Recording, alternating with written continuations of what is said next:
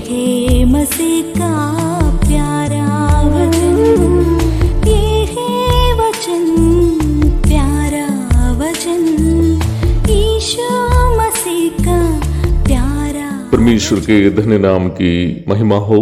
प्रभात मनन के सत्र 1772 में आप सभी का बहुत ही विनम्रता के साथ स्वागत करता हूं। आइए आज के मनन के लिए हम पढ़ते हैं इब्रानी अध्याय 2 पद 3। तो हम लोग ऐसे बड़े उद्धार से निश्चिंत रहकर कैसे बच सकते हैं, जिसकी चर्चा पहले प्रभु के द्वारा हुई और सुनने वालों के द्वारा हमें इसका निश्चय हुआ।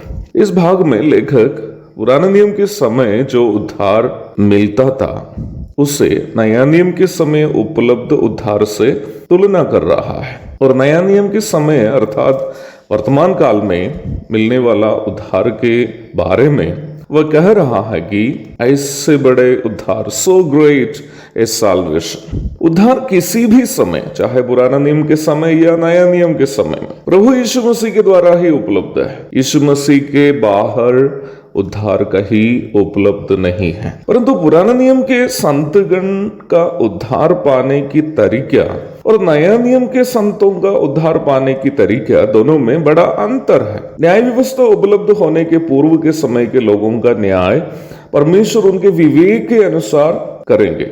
वही न्याय व्यवस्था उपलब्ध कराए जाने के बाद के लोगों को, जो पुराने नियम के समय में जीवित रहे, परमेश्वर न्याय व्यवस्था के अनुसार न्याय करेंगे। रोमी अध्याय 1 पद 18 से 20 तक, अध्याय 2 पद 12 से 16 तक। मूसा के समय तक जो लोग जीवित रहे, वे लोग उनको जो सीमित जानकारी या दर्शन परमेश्वर से प्राप्त थे उसके अनुसार परमेश्वर का भाई मानते थे वे लोग। तब भी वे लोग बलि चढ़ाते हुए हम वचन में देखते हैं, बलि चढ़ाकर वे लोग भी उद्धार की प्राप्ति करते थे। हाबिल, नूह, अब्राहम, अय्यूब आदि कई भक्तगण परमेश्वर को प्रसन्न करने के लिए बलि चढ़ाने की सूचना हम वचन से प्राप्त करते हैं। उत्पत्ति अध्याय 4 पद 4, अध्याय 8 की 20, 22 की 13, अय्यूब अध्याय 1 पद 5 आदि पढ़ लीजिएगा।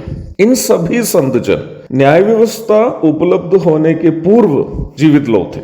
मूसा के जीवन काल के समय से परमेश्वर ने न्याय व्यवस्था उपलब्ध कराया। निर्गमन अध्याय 34 पद 28। न्याय व्यवस्था के पूर्व के लोग और न्याय व्यवस्था के समय के लोग दोनों बलि चढ़ाने के द्वारा उद्धार पाए हुए लोग हैं। न्याय व्यवस्था के पूर्व के लोग अपनी सीमित जानकारी के अनुसार जो परमेश्वर से उन्हें मिली थी, और न्याय व्यवस्था के समय के लोग न्याय व्यवस्था में लिखित विधि व्यवस्था के अनुसार बलि चढ़ाए। दोनों लोग बलि चढ़ाने के द्वारा यीशु मसीह की मृत्यु और पुनरुत्थान जो भविष्य में होने वाले थे उसकी ओर प्रतीकात्मक रूप में बलियों के माध्यम से देखकर परमेश्वर से वाचा बांधे और उस प्रकार उद्धार पाए। भजन 50 की 5। परंतु आज नया नियम के समय अर्थात यीशु मसीह की मृत्यु और पुनरुत्थान के बाद जीने वाले हम वाचा बांधकर नहीं, बल्कि यीशु मसीह के द्वारा चढ़ाया गया संपूर्ण पाप बलि पर विश्वास करके उद्धार प्राप्त करते हैं। इन दोनों विश्वासों में एक बड़ा अंतर है। पुराना नियम के समय या उसके पूर्व के समय के लोगों का विश्वास यीशु मसीह की उस मृत्यु और पुनरुत्थान पर था जो उस समय तक हुआ नहीं था।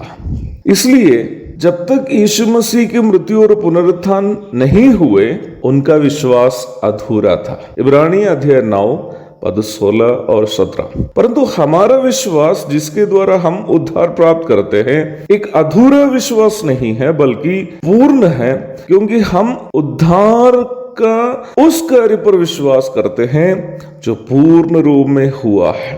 इब्रानी अध्याय 9 पद 28।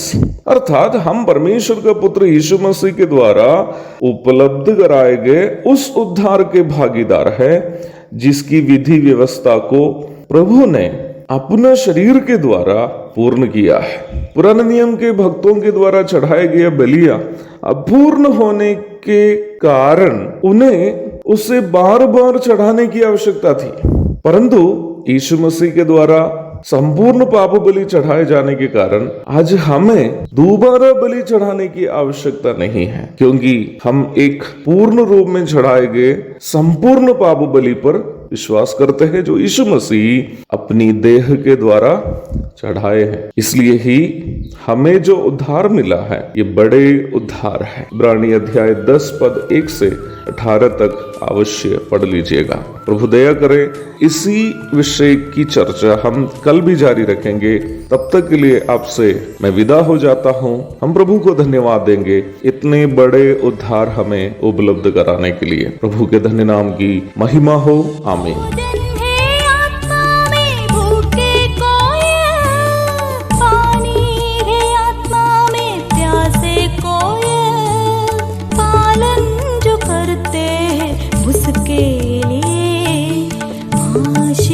पाने का साधन है ये है वचन, प्यारा वचन, यीशु मसीह का प्यारा वचन।